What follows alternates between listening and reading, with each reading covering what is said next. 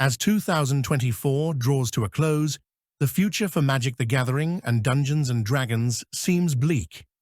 The next year of Magic the Gathering promises only the most puerile of trope-tinkering nonsense. A space opera set, a Tokyo Drift interplanar racing set. It is all so cloying to anyone who isn't easily distracted by bright colors and novelty. And all of that pales in comparison to the actual SpongeBob SquarePants Magic cards coming down the pipeline to the greedy, eager hands of whatever subhuman troglodytes are buying those SpongeBob SquarePants Magic cards. Let us hope that whoever came up with that idea gets stage 9 stomach cancer from a bad batch of caviar. But that won't happen, because there is no justice in this world. If there were, Wizards of the Coast would have gone out of business as soon as they started this Secret Lair Universes Beyond crossover crap. And Universes Beyond is what you have to look forward to, as we will be getting Final Fantasy and Spider-Man Magic cards. And D&D isn't much better, with the entire New Player's Handbook filled with various mystery meat freak shit for character illustrations, and the mediocre Bastion rules being the only thing to justify the more than $100 you will have to spend to get all of these new books. Perhaps a fresh new monster manual will be all right, yes? We will have to wait and see.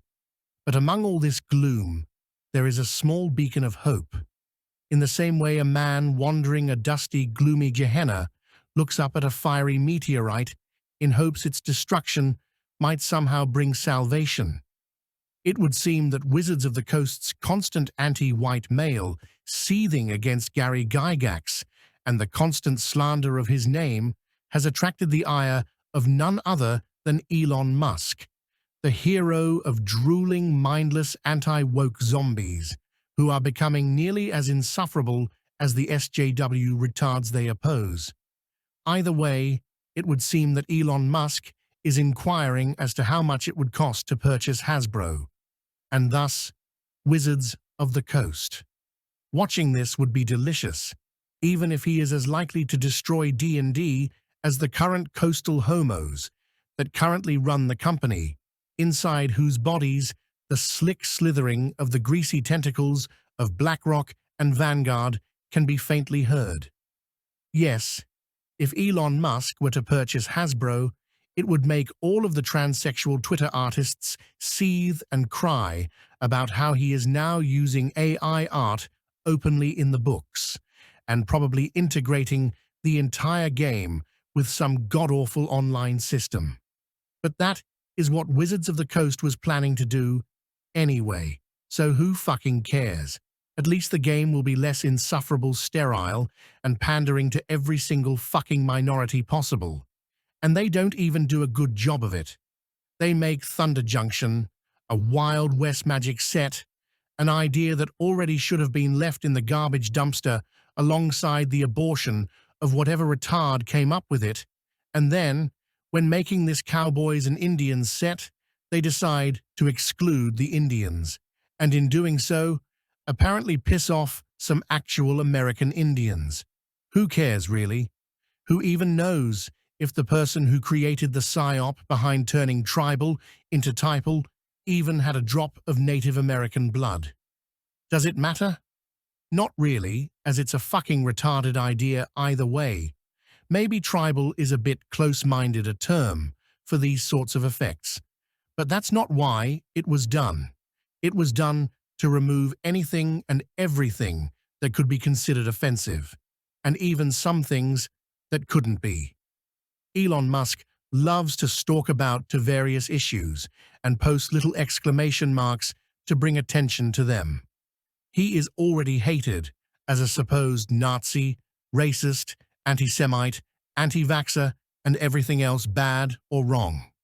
With the player base of D&D now overrun with soy boys and overly sensitive transvestites, his takeover of the game would likely crash it into the dirt financially. But if he did, would it really be so bad? Would it really be so bad if Dungeons & Dragons died with some fucking dignity? It's not like it would actually be dead. People would still play it. There wouldn't be any new releases. But do we really need more adventures about food truck festivals and college dating and interracial butt sex? We don't. Only the mentally ill freaks who are celebrating shitting on two of the greatest games ever created are celebrating. Well, let us hope that they suffer. Let us hope that Elon Musk buys their shitty SJW game company and runs it into the dirt.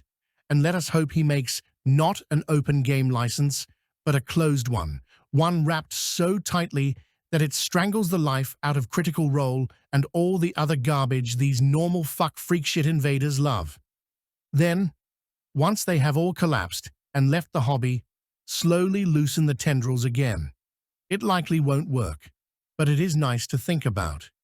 It is nice to think about this hobby being like it was in the 1990s or early 2000s, instead of the disaster it turned into under the rule of the homosexuals of the coast.